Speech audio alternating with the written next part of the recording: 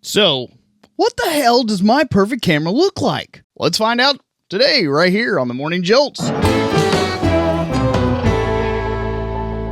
What's up, guys? Mark back, the hellion of hype, hyperbole, and hysterics.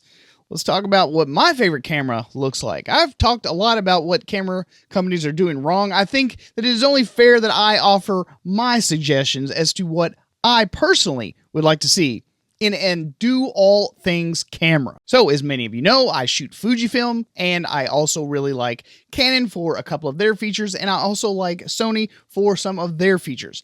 And my perfect camera would involve some hybrid, horrible, twisted, mangled mess of a monster of all three. First of all, let's start off with the photo side of things. Personally, I like the way Fuji renders out their photographs, whether it be in RAW or in JPEG. I love the X-Trans sensor. I would like something that has an X-Trans sensor in it, but some of the Bayer sensors are not that bad. I actually like some of the photographs that are coming from Bayer sensors these days. Not nearly as much as the X-Trans, but it'll do. I would also like to see 14-bit RAW. I don't mind if they're necessarily compressed. I know that some people don't really like their RAW files to be compressed.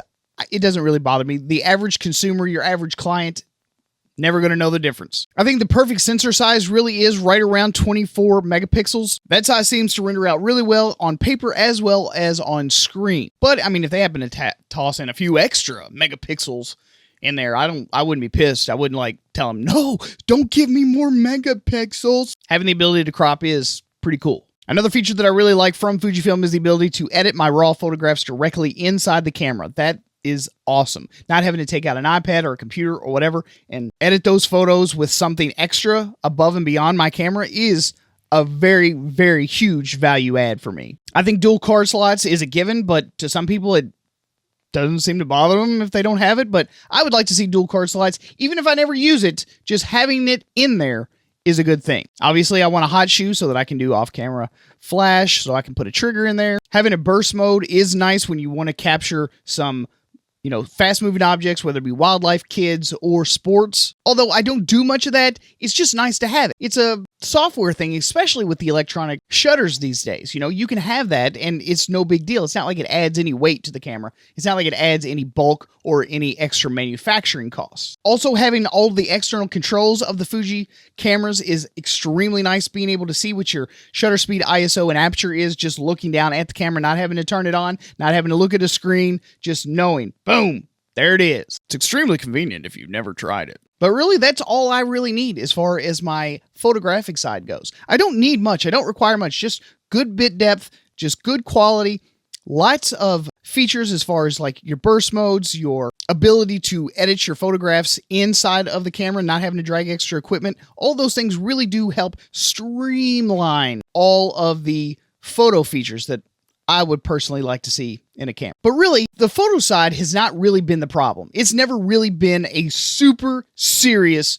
problem. You can pretty much pick up just about any camera and get something pretty close to dope as fuck. I almost let that one slip.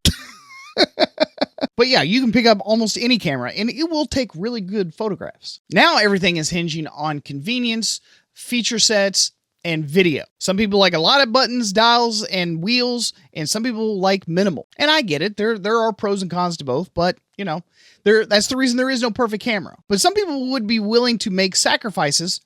Most Sony shooters do, most Canon shooters do, by having to dig through a menu as long as the feature was there. As long as they had access to the feature, even if it was a bit more difficult to get into, as opposed to having something dedicated like a function button or a wheel or something like that. Most people would be able to overlook that, including myself, as long as the feature was just included. But we've got to move on to video, really, because IBIS is probably one of the top things, and it does apply to photos, but, you can do tripods and get stabilization. You can add a monopod and get stabilization. You can use in-lens stabilization and get more steady shots with your photographs. But with video, it's almost a must at this point. There are a lot of older lenses that don't have stabilization, and most of these camera companies are not putting lens stabilization in every single lens that they put out. So having the ability to either have the two work together or having the ability to stabilize one type of lens that doesn't have it at all is pretty damn important. For me, in video right now, it would have to be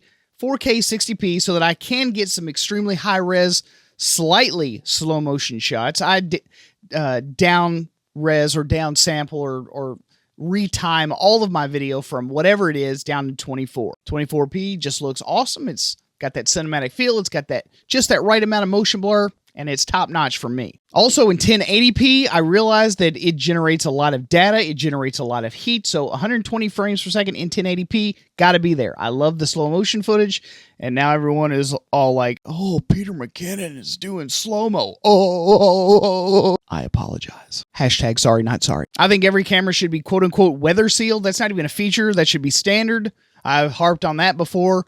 That is not an above and you're not going above and beyond by making sure that, some of the smallest of inclement weather is not going to destroy your gear. In most instances, I would like to see a joystick or at least the ability to have such a good touch interface on the screen that you can easily move your focusing points around via that screen. It's got to have fantastic autofocus. It absolutely has to be able to track. It's got to have a good enough algorithm to recognize human faces and focus on the one based on phase detection, which one is the closest to the camera, and make that a priority. I would love to see eye autofocus in almost everything. That's especially more so important in photographs because you're not constantly moving. So with video, you can kind of get away with it being slightly out of focus. No big deal.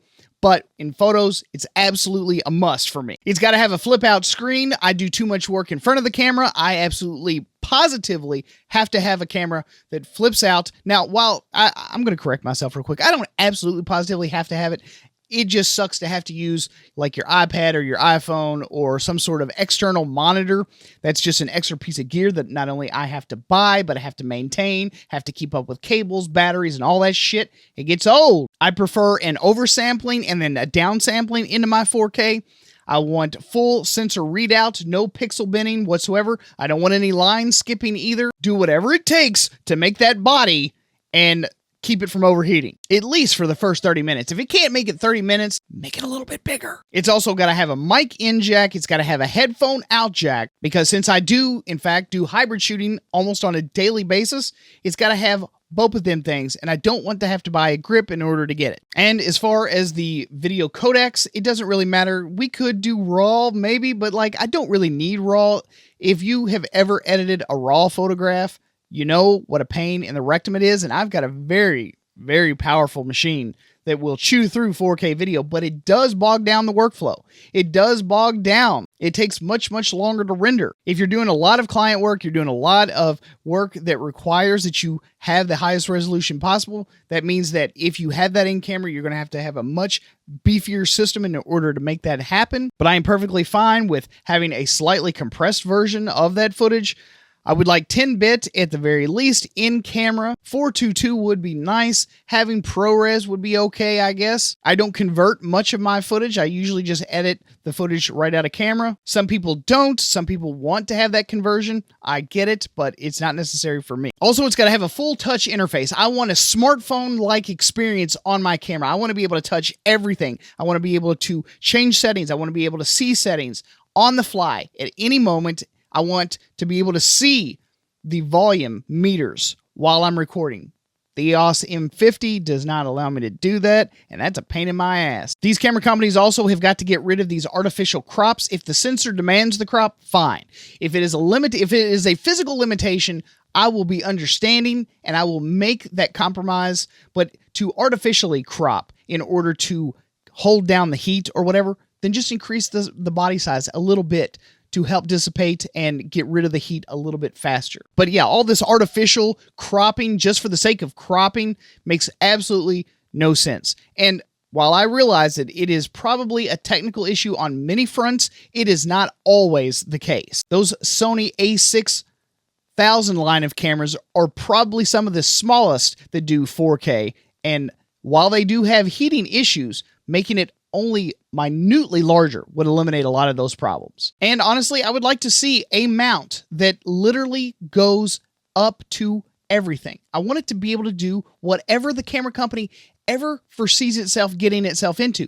That way it will adapt all native lenses without the use of an adapter. While I appreciate Canon creating these adapters, it's now a very confusing prospect to go, okay, well, do I need this one or do I need this one? Do I want this one but need that one? Now you have to buy one, two. It's just accessory after accessory.